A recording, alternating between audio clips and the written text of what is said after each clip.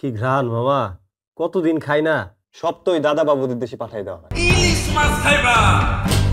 বাংলাদেশের মঞ্চে এবার নতুন এক বেদনাদায়ক সিনেমার মুক্তির জন্য প্রস্তুত হয়েছে।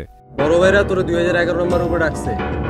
মূলত সিনেমাটি নির্মিত হয়েছে আবরার ফাহাদ হত্যাকাণ্ডের উপর ভিত্তি করেই, যা 2019 সালে ঢাকা বিশ্ববিদ্যালয়ে ঘটেছিল। মেধাবী ছাত্র আবরার ফাহাদকে নিয়ে সেই সিনেমা রুম নম্বর 2011। এই সিনেমায় তুলে ধরা হয়েছে আবরার ফাহাদকে নির্মমভাবে হত্যার পৈশাচিক ঘটনা এবং তার পরবর্তী পরিস্থিতি নিয়ে। সিনেমাটির কাহিনীতে আবরারের জীবনের শেষ সময় পর্যন্ত বিস্তারিত তুলে ধরতে চেষ্টা করেছে পরিচালক। আমার কয়েকজন বন্ধুর পরামর্শক্রমে আমি আসলে কাজটা তখন করিনি, কারণ যেহেতু আমি রানিং স্টুডেন্ট এবং আমিও ইউনিভার্সিটি হলে থাকি।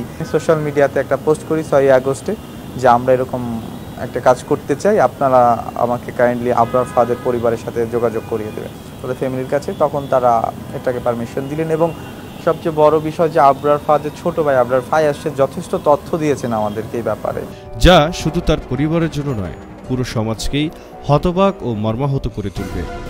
কাস্টিংয়ে সবাই বিশ্ববিদ্যালয়ের শিক্ষার্থী। রিসেন্টলি আমরা কিছু বিষয় রিশুট করেছি, সেখানে বাবা মা চরিত্রে আমরা বাইরে থেকে 2 জন আর্টিস্টকে আমরা নিয়েছি এবং বাকি যত অভিনেতা যারা আছে সবাই বিশ্ববিদ্যালয়। রুম নম্বর 2011 সিনেমার পরিচালক আরও বলেন, এটি শুধুমাত্র একটি হত্যা কাহিনী নয়, এটি আমাদের সামাজিক অবক্ষয়, অমানবিকতা এবং বিচারহীনতার প্রতিবাদ। এইটার শুটিং করতে গিয়ে আমার একটা স্মৃতি শেয়ার করি। যখন আবরার মানে আবু ক্যারেক্টারটা মারা যায়, সিনেমাতে আবরারের নাম থাকে আবু, তো সে যখন মারা যায় তো হলে এরকম একটা ডাক দেওয়া হবে এবং তার ডাকে সাধারণ স্টুডেন্টরা ছুটে আসে। এটা যখন আমি নিজে দিলাম আমার চোখ থেকে পানি পড়তেছিল রীতিমতো। আমি জানি না, আমি তো এই প্রজেক্টে অভিনয় নেই, আমি শুধু ডিরেকশন দিচ্ছি, বাট এটা ভিতরে ভিতরে আসলে ছুঁয়ে গিয়েছিল, যার কারণে হয়তো বা আমার চোখেও পানি চলে আসছিল। নির্মাণশৈলী, সংলাপ ও আবরারের জীবনের যন্ত্রণা ফুটিয়ে তোলার পদ্ধতি ব্যাপক প্রশংসা পেয়েছে সিনেমাটিতে। দেশের আইনের কাছেও এটাই আমার প্রশাসনের কাছেও যে তাদের জন্য অবশ্যই শাস্তি হয়। এদিকে কিছু দর্শক সিনেমার বাস্তব ঘটনাগুলোর কারণে অত্যন্ত আবেগপ্রবণ অনুভূতি প্রকাশ করেছেন। জহিরুল ইসলাম জহির, জেটিভি বাংলা।